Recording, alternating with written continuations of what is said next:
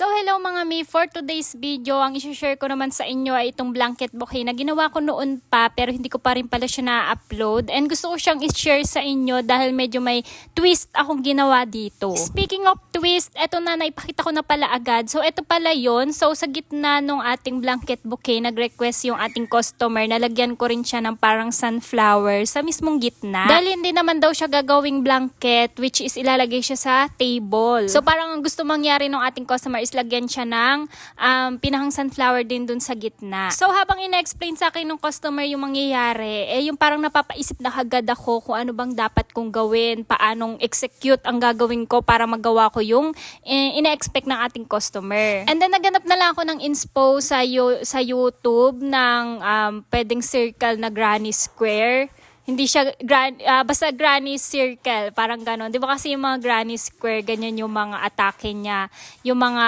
para siyang pa-flowers na ano. So, yun yung unang pumasok sa isip ko na gagawin ko para ma-achieve natin yung pinahang gitna ng ating blanket bouquet nang hindi nawawala yung pattern niya na pabilog.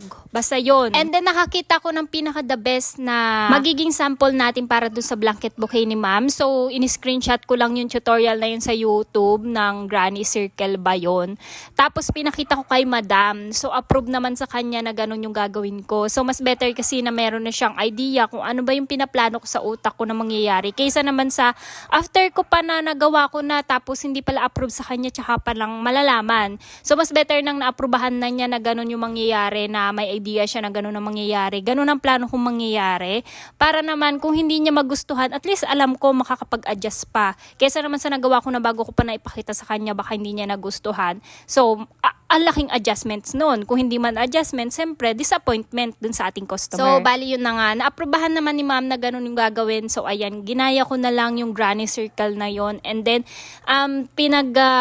pinag-isipan ko na lang kung paano mako-continuous yung pattern ng ating blanket bouquet. So, bawat row kasi yan may bilang. So, kapag ka nagkamali tayo, hindi magiging circle yung ating blanket bouquet. So, hindi siya magpa-flat. So, ayun naman, nagkataon naman na naging maayos naman yung proseso ng ating pag-experiment sa ating blanket bouquet. Siguro sa part na to medyo naliitan lang ako doon sa nagawa kong sunflower. Pero okay naman daw doon sa ating customer. Siguro pagka nag-suggest siya or may nagpagawa pa nito, mas better siguro no, mas lakihan natin yung nasa gitna para mas ma-highlight yung nasa gitna. Pero hindi ko na rin kasi alam kung paano ko siya palalakihin pa. Siguro pag-aaralan natin kasi the more na lumalaki yung pattern, medyo nag-fold siya ng parang nagfa-fold siya pa loob.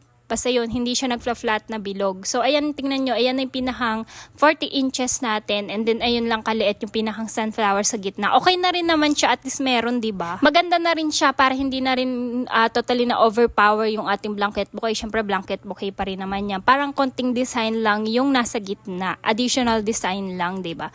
Pero siguro, mas maganda nga talaga kung medyo malaki yun, no?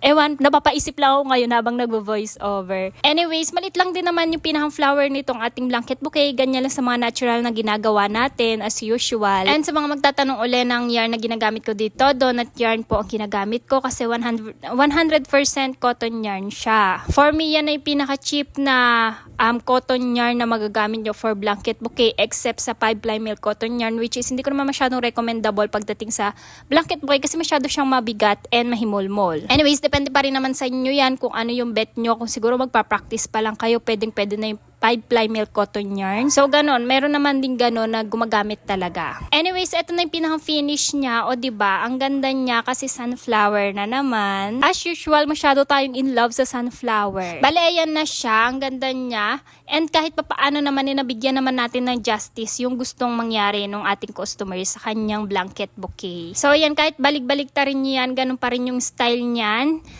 Kita pa rin yung nasa gitna niyan. So, kahit magkabaliktad yan, push natin yan, pwede yan. So anyways, medyo matagal na nga pala tong customer ko na to. Bale, matagal na nagawa tong blanket bouquet na to. Naghanap lang talaga ako ng pending vlogs ko sa aking gallery kasi medyo may wino-work ako ngayong bulk orders. So hindi talaga ako makapag-upload ng vlog kapag meron talagang bulk orders na ginagawa. Kaya nga mas better talaga na nakapag-iipon ako ng mga video sa gallery ko para kapag ganitong may bulk orders, hindi ako natin pakinggan ng pagpo-post, 'di ba? Meron tayong backup. So anyways, nagbigay lang ako ng freebie kay ma'am na wallet. Kasi sa pagkakaalam ko na medyo na-delay ako ng pagpapaship nitong order ni ma'am. So nagbigay na lang tayo ng pampalubag loob. Kasi medyo matagal din kasi yata yung delay ko dito sa kanya. So ayun, para kahit papaano naman yung request ni ma'am na free wallet mabigay naman natin. Kasi yan din naman yung hindi na tinanggap ng customer na wallet. So hindi ko na rin papahabain kasi patapos na rin naman tong video natin. Basta yun, ang mahalaga na satisfy natin yung customer natin at na-achieve natin yung gusto niya mangyari sa kanyang order. So yun lang naman for today's video. Bye-bye!